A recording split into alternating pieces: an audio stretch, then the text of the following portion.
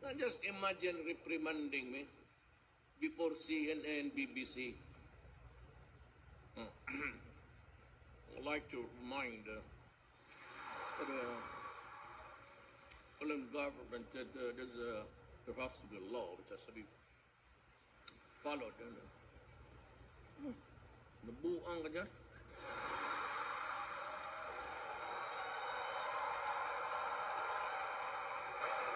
Tignan mo. Di natalo. Obama.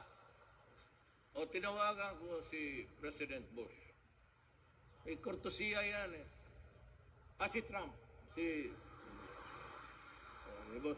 Isa pa rin yun. Si Trump. Tinawagan ko si Trump. Sabi ko, Mr. President-elect, this is President Duterte of the Philippines. Yes. I've been expecting your call. I know that you call.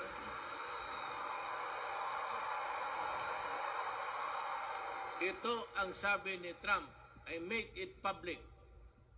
Yeah, I support you. You are doing it right. You know, my country, the son of it, they say, panganlan yan, yung pangalan. He named it, alam na nyo, no?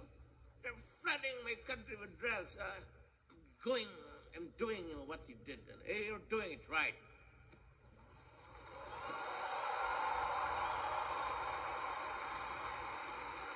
Alam mo, si Trump is a realist, a pragmatic thinker.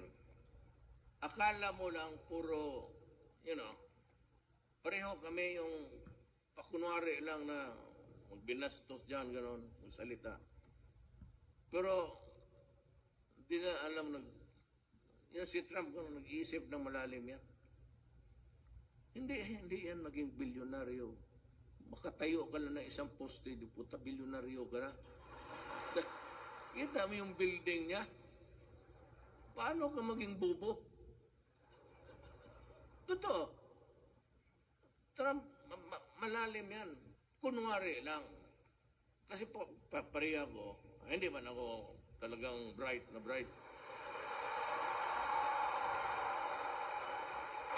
Pero I am a very deliberate. Talagang pinag-isipan bago kita murahin. Sabi yung akin doon, sabi ko, pag minura ko ito, wala na. Sabi ko, sige. So yan lang ang